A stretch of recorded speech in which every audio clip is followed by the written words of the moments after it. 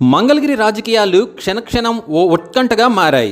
రాజకీయ భవిష్యత్తు ఉన్న నారా లోకేష్ను వచ్చే ఎన్నికల్లో కూడా ఓడించాలని వైసీపీ పక్కా ప్రణాళికలు రచిస్తోంది.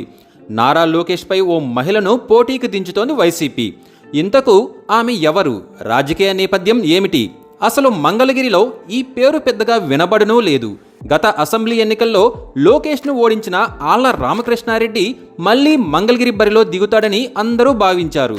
కానీ అనూహ్యంగా సిట్టింగ్ ఎమ్మెల్యే ఆర్కేను కాదని గంజి చిరంజీవిని మంగళగిరి వైసీపీ ఇన్ఛార్జిగా నియమించారు.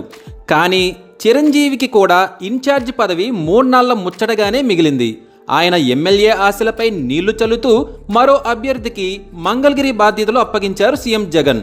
ఇదంతా అందరికీ తెలిసిన మ్యాటర్ అయినప్పటికీ మంగళగిరి నుంచి లోకేష్పై పోటీ చేస్తున్న మురుగుడు లావణ్య ఎవరా అని అంతా ఆరా తీస్తున్నారు.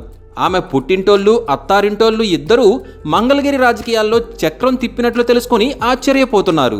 మురుగుడు లావణ్య సుదీర్ఘ రాజకీయ నేపథ్యం కలిగిన కుటుంబానికి చెందిన మహిళ. 1999 ఎన్నికల్లో మంగళగిరి నుంచి కాంగ్రెస్ అభ్యర్థిగా మురుగుడు హనుమంతురావు పోటీ చేసి గెలుపొందారు. ఆ తర్వాత 2004 ఎన్నికల్లోనూ పోటీ చేసి ఎమ్మెల్యేగా విజయం సాధించారు. ఆ తర్వాత 2014లో టీడీపీలో చేరారు. 2 ఏళ్ల పాటు మంగళగిరిలో వైసీపీ అభ్యర్థి గెలవడంతో హనుమంతరావు సైలెంట్గా ఉన్నారు. ఆ తర్వాత 2021లో వైసీపీలో చేరారు. ప్రస్తుతం వైసీపీ ఎమ్మెల్సీగా కొనసాగుతున్నారు. ఆయన కోడలే ఈ మురుగుడు లావణ్య. లావణ్య తల్లి కాండ్రు కమల. ఆమె 2009 నుండి 2014 వరకు మంగళగిరిలో కాంగ్రెస్ పార్టీ నుంచి ఎమ్మెల్యేగా కొనసాగారు. ఆ తర్వాత 2019 ఎన్నికలకు ముందు కాండ్రు కమల వైసీపీలో చేరారు. అప్పటి నుంచి ఆమెకే టికెట్ దక్కుతుందని ఆమె ఆశాభావం వ్యక్తం చేశారు.